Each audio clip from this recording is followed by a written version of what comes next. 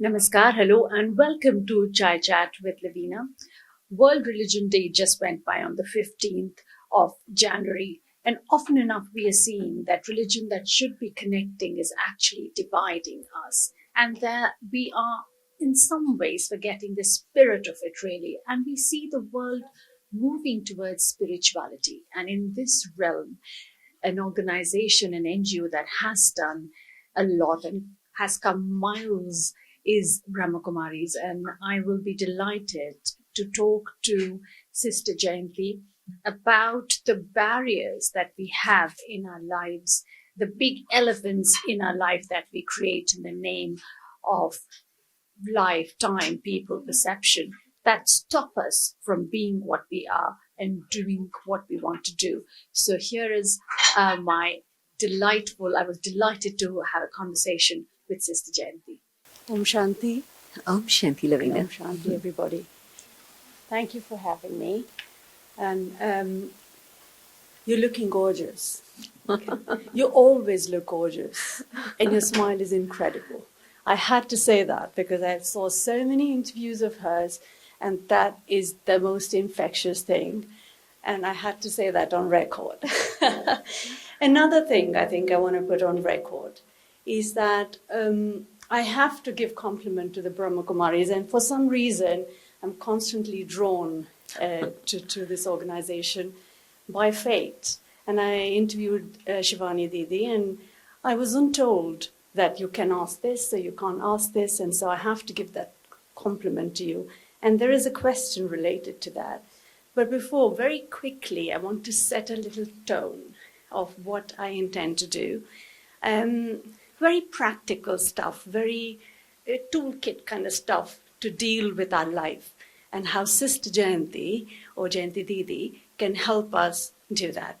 So I would like to call this evening Breakthrough with Our Barriers, rather than breaking. A little bit of, it just gives a little negative tone. So thank you for talking to me, Sister Jayanti and Jayanti Didi. I was reminded of this little story that everyone knows about, the elephant and the ant. Do you remember that pride that got into the elephant? He was creating menace everywhere. And then a small little ant warned him, and he didn't listen. And she said, all right, I'm going to teach you a lesson. And she gets into the nostril of the elephant and creates havoc. And he has to say sorry, apologize, and not do that again. So we have a lot of elephants in our lives that we create. And this is what we want to address. So Sister Jayanti, first of all, when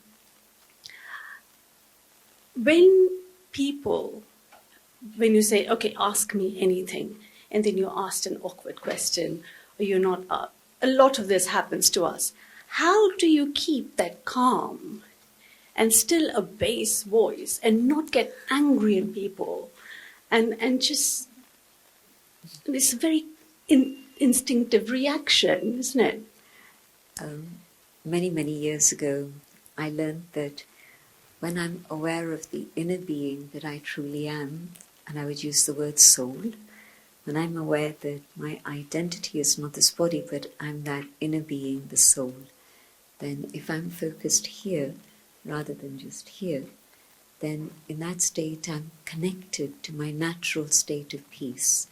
And yes, I've been in many awkward situations and difficult, challenging questions being thrown at me. But it's possible at that moment just to go inside and stay connected with that inner peace. And that's what comes out naturally then. Because you're not having, say it's a radio interview, for example. It's not a debate, it's not a fight. It's simply an opportunity to share ideas. And if somebody is coming with aggression, it means that they're carrying some hurt from something, somewhere. Mm-hmm. And if I respond with aggression, then nothing good is going to come out. But if I can respond with peace, then at some point of time, if not today, maybe tomorrow, they'll calm down. It's indeed a long journey, and I think the world needs to learn, and that's why we are here. But starting on a personal note, now there would have been a situation You took to the BrahamaKumaris at the age of 19. You grew up in this country largely, though you were born in Pune. And then you told your father one day that you wanted to be a BrahamaKumari, a 19-year-old girl, wearing all lovely, has the whole world at her doorstep, a daughter of a textile business person, and takes on, wears white. And so how did you how did he cross that barrier and you cross the barrier of making your father come to your point of view? It happened gradually over a period of time. It didn't happen overnight. So the journey wasn't a smooth one, but there came a point when he was hearing from others about the value of meditation, and I'd happened to be in another country, and my mother's sisters were there, and they phoned back to tell him that they'd really benefited from the things I'd shared about meditation. And so he began to have a little bit of a different perspective, because remember, in the early 70s, although meditation had come to Britain, and mostly it was TM that was around, I'm looking around to see who would have been around at that time, my generation, and some of you were. So TM had come on the scene. But usually meditation was being associated with fringe. It wasn't anything to do with mainstream.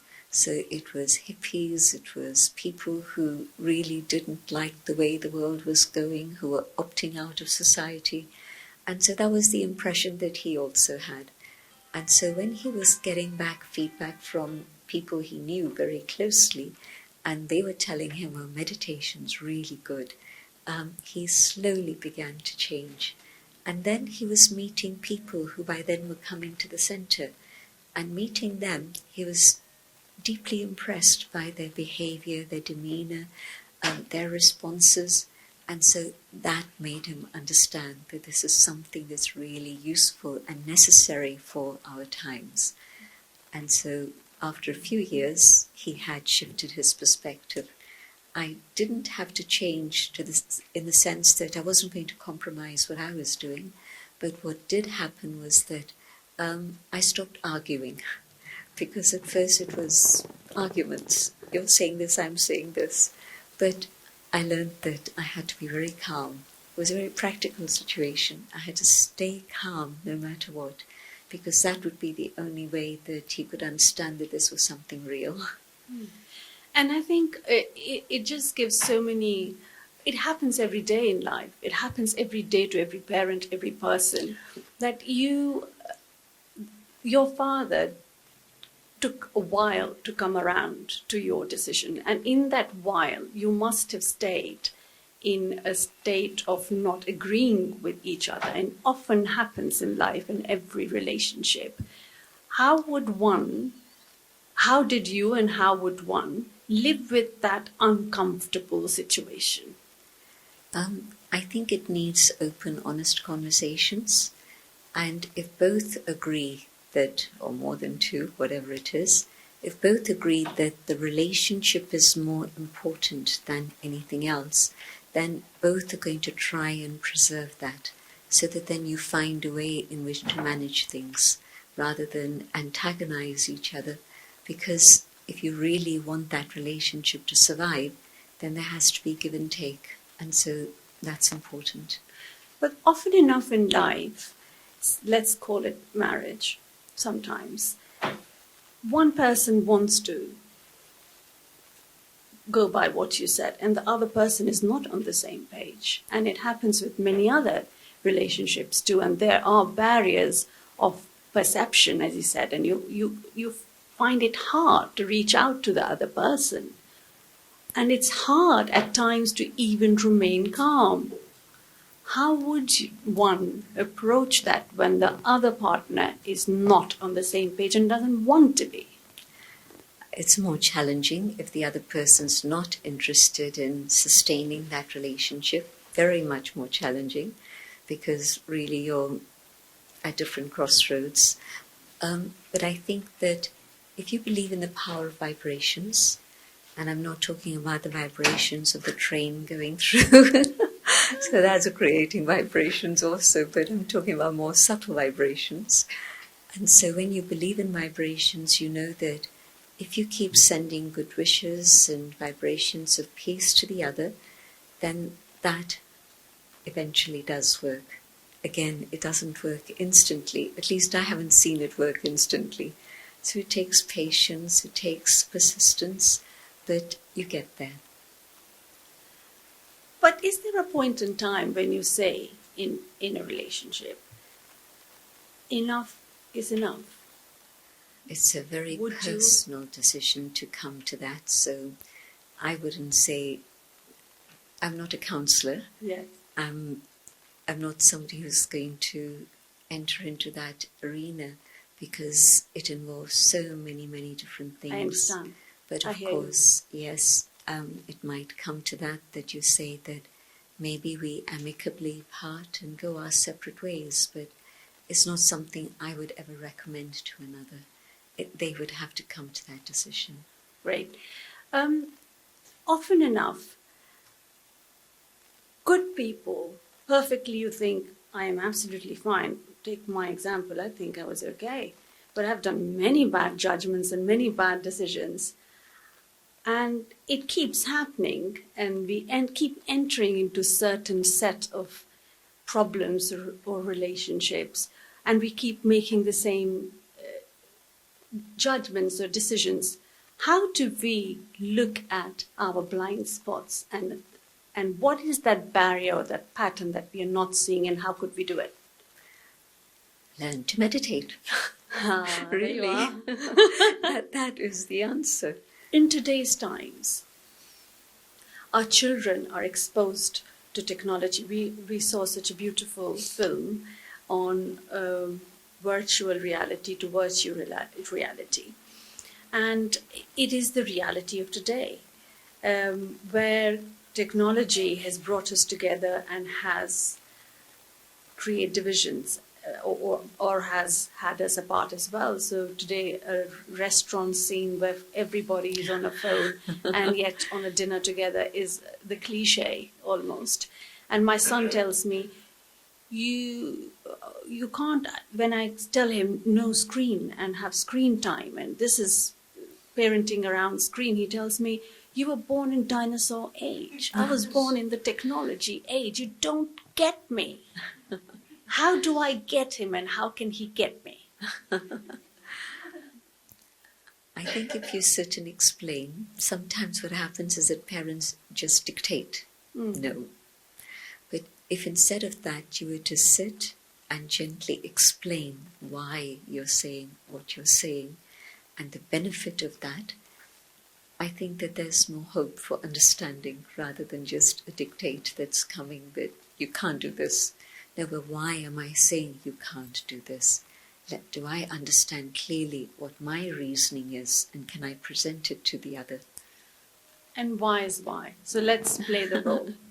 Okay. I'll be my son, because this is a very big problem for us and many, many parents who are listening. What I've found is that people who just get hooked and addicted to technology and their devices lose touch with reality. And they may think that they have 100 friends on Facebook. But if they actually try to call a gathering and want to meet those 100 friends, how many would turn up? Maybe 1, maybe 2. These are real stats that I've seen. That people have actually tried to bring their friends together, thinking I've got hundreds of friends. 1 or 2 turn up. And so that gives you an understanding of how far one is from reality, and also how definitely it's not something which is going to allow my creativity to emerge, but friends is one thing, and relationships is a very important part of life. And so I have to learn how to relate to other human beings, not just people on a screen. But the second aspect is that I find that where people are hooked into screens, they're really not allowing their own inner creativity to emerge. They're being fed all sorts of stuff from outside. But if there can be a stimulus for my own creativity, that will surely make my life much happier and better. Are you saying that we offer them options other than?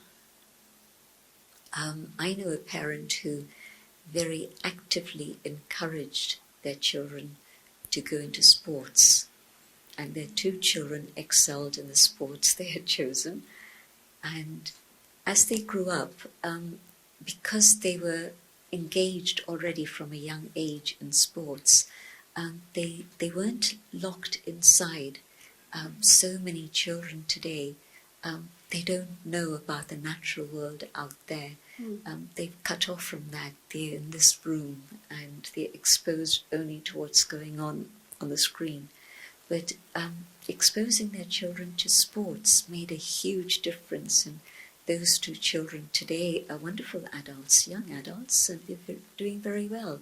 So I think that, yes, there are options that parents should introduce, not even offer, but say 8 years old, 9 years old, it's a time when the children still are open to suggestions.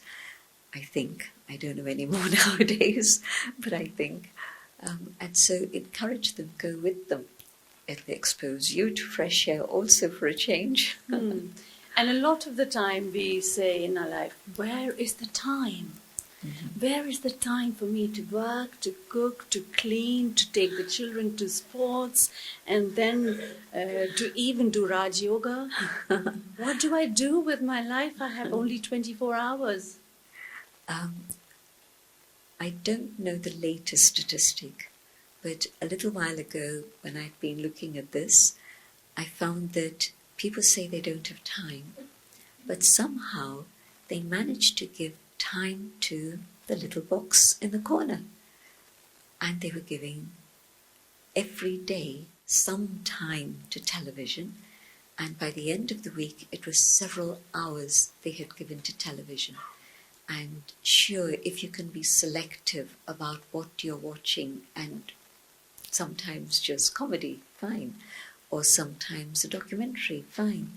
But what happens is you switch it on, and it's like everybody forgets that there's a switch off button and the television is on. Once you put it on, it's there for hours, and it's occupying everybody's attention.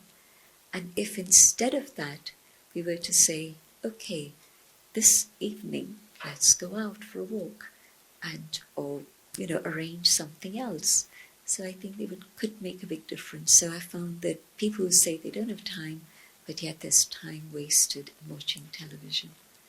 And so that would be a big chunk of time that you could do other things in.